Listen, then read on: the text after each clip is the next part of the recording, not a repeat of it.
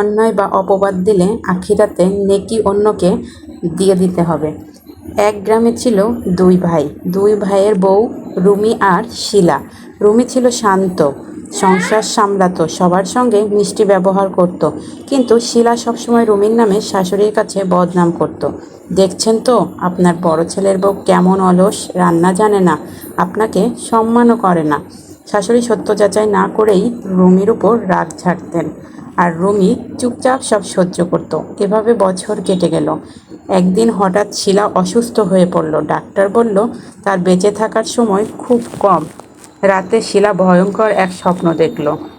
সে দেখল কেয়ামতের মাঠে লাখো মানুষ কবর থেকে উঠছে, সবার নাম ডাকা হচ্ছে। অবশেষে তার নামও ডাকা হলো।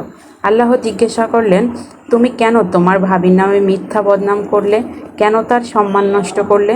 শিলা কাঁদতে কাঁদতে বলল, হে আল্লাহ, আমি শুধু মজা করতাম, নিজেকে ভালো সাজানোর জন্য।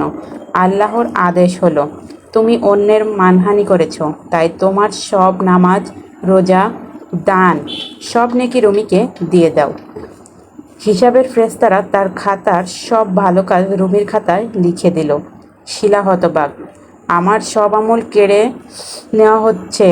উত্তর এলো, কারণ তুই দুনিয়াতে তার সম্মান কেড়ে নিয়েছিলি, তাই আজ তার হাতে তোর সওয়াব দেওয়া হলো।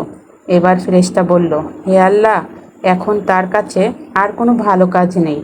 আল্লাহ বললেন, তাহলে যাদের নামে বদনাম করেছে তাদের সব গুনাহ ওর খাতায় লিখে দাও। শিলার মুখ অন্ধকার হয়ে গেল। তার খাতায় শুধু পাপ জমতে লাগলো। এরপর তাকে টেনে নেওয়া হলো আগুনের গহ্বরে। আগুনের শিকলে ভরা এক ভয়ঙ্কর স্থান।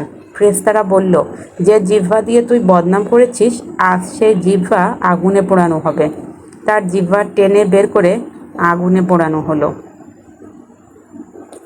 সে খুবই যন্ত্রণা ভোগ করতে থাকলো, কিন্তু তার করার মতো কিছুই ছিল না। সে শুধু আফসোস করলো, হায়, আমি যদি দুনিয়ায় কারোর নামে বদনাম না করতাম। কিন্তু তখন আর কোনো সুযোগ ছিল না। পরদিন ভোরে ঘুম ভেঙে শিলা কাঁদতে কাঁদতে রুমির কাছে গিয়ে ক্ষমা চাইল। বলল, ভাবি, আমাকে মাফ করে দেন, আমি আপনার নামে অনেক বদনাম করেছি। রুমি শান্তভাবে বলল, আমি তোমাকে আগেই মাফ করে দিয়েছি, কিন্তু মনে রেখো, দুনিয়ার বদনাম আখিরাতে ভয়ঙ্কর শাস্তি ডেকে আনে।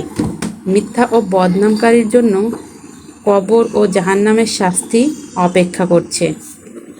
বদনাম বা অপবাদ দিলে আখিরাতের নেকি অন্যকে সবসময় দিয়ে দিতে হয়।